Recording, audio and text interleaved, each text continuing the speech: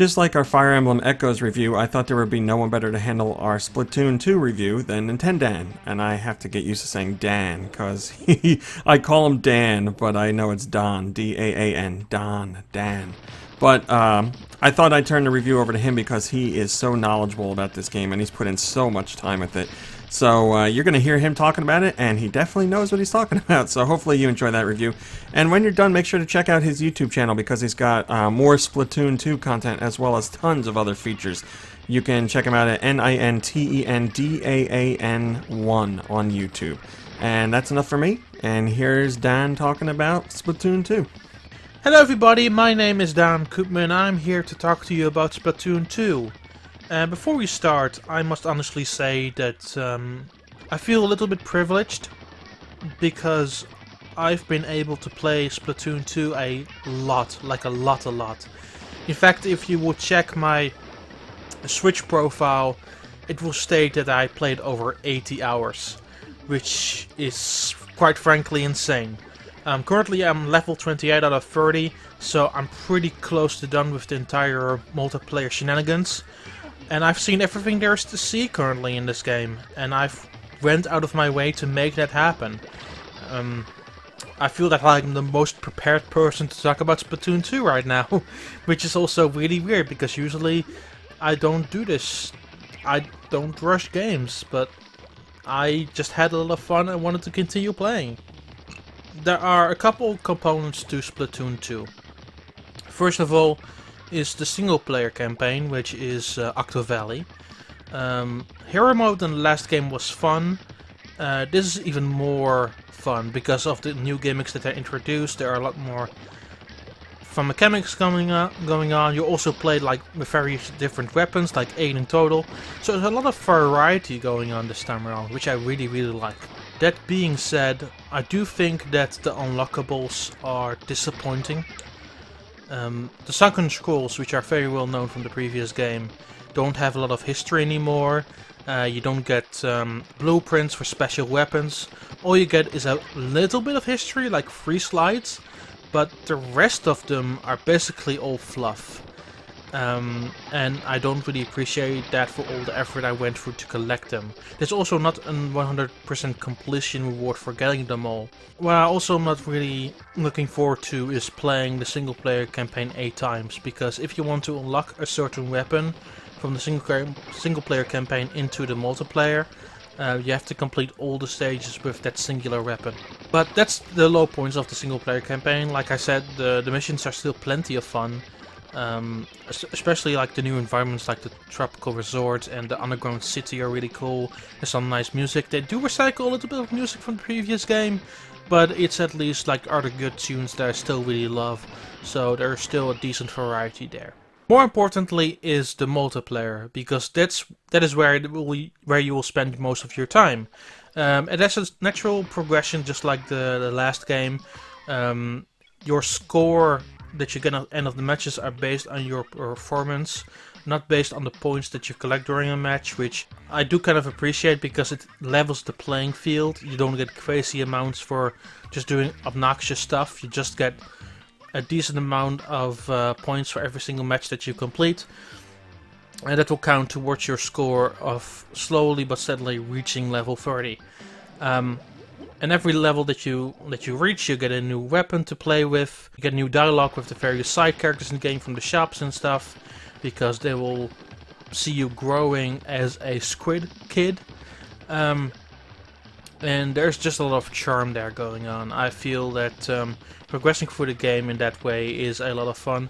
Also, checking every day for new gear, for the new hats, for the new shirts, for the new sweaters, for the new sneakers, all that good stuff. It keeps you coming back to a game that doesn't have that much new going on in the mode compartment, but because it's still Turf War, Rainmaker, Tower Control, and Splat Zones. Frankly, they all have little tweaks that make them interesting all over again, for sure, but most of the time they're still the modes that you remember from the previous game.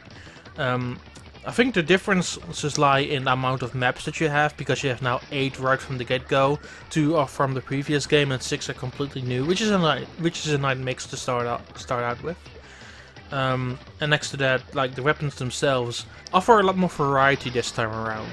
They also, some of them offer also additional skills, like with the rollers you can just fling them while jumping, and with the splat dualies you can quickly dodge out of the way, which is really handy. With chargers you can longer hold your charge and ensure that you have the correct spot to splat somebody into oblivion. There's a lot of neat things going on that I really appreciate. I just spent like time after time, hour after hour, just going through every single weapon, and those weapons, they actually encourage you to try the different weapons. If you remember the freshness meter from the original game, they now apply it to weapons. So if you reach like 5.0, 10.0, 50.0 with a certain weapon, you are given an additional bonus to your experience, and which can really help you to reach levels very quickly. Naturally, you need to be very skillful with that, because you need to rank up wins, and every time you lose points as well. So you actually are encouraged to try the different weapons, see what is your favorites for Turf War, because that's where you will collect the rankings for the weapons, while in ranked mode you solely win by just winning and doing well during the battles. Those ranked battles all have different stats now, by the way, which I'm not sure how to exactly feel about. It's an interesting idea for sure. It allows you to be good at a specific mode. At the same time, it also makes it a little bit disjointed.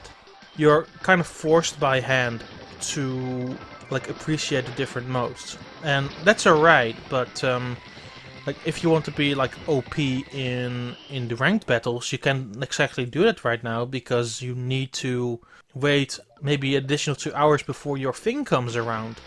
And while I think that the lessened map rotation of 2 hours is great, it also presents like new problems in ways I didn't expect, because now with 3 different modes and 3 different rankings, you're not always getting what you want to get. And the same goes with the new mode, Salmon Run. You might get the first map, spawning grounds, while you get a different map at a different time, which is more advanced and has a lot of more diverse patterns going for it. So that's one side of it I'm not exactly sure on. I'll have to see for that on the long term, but right now I'm thinking about that a lot, you know. The last side of it is of course the various gear that you can collect. Their shoes, their t-shirts, their sweaters, their hats, their sneakers. There's all that good stuff for you to explore and toy around with and make nice combinations. Naturally they have the gold star system again, 1 to 3 stars. Allows you to have an increasingly more expanded version of a gear. And yeah, there's just a lot of fun stuff out there. Like, I'm currently wearing a sideways cap with a sweater and some mountain boots, and it looks kind of nice. And every time I finish a gear set, I just swap out for a new one, just continue growing those slots, because I want to have as much as possible by the time I really get into ranked matches. The only thing that is really still on my mind is Salmon Run. And Salmon Run is a really interesting horde mode, where you fight the salmonids in 3 different waves, fight various boss salmonids, try to collect the golden eggs, and try to put the best score up as possible. And that's not exactly always easy, especially when you're with 2 players. There's a lot of struggling going on, and this isn't always ideal. The best way to play Salmon Run is with a group of 4 people, have a right way of communicating, like through the app, the Nintendo Switch Online app, or via Discord or Skype, and just talk to one another and see how you fly, because honestly, there are a lot of varying things going on in Salmon Run. You're not sure which weapon you're gonna get, you're not sure which sort of waves you're being dealt with, so every round is unique and becomes very hectic. It's not my favorite way to play the game, because the progression of it feels a little bit slow. It's kind of hard to get points in the long term, but yeah, it's still a fun mode. I still prefer like Turf Wars in the ranked battles, and I hope they will add a new ranked mode very soon. But for now, I'm feeling alright with Salmon Run, and I haven't really delved too deep into it, so I will likely keep my busy for another while after I finish level 30 up, which I'm very happy with. Overall though, yeah, I'm really impressed with Splatoon 2, I just really like it. If you have questions for me, you can actually hit me up on Twitter, which is at NintenDaan, that is NINTNDAAN.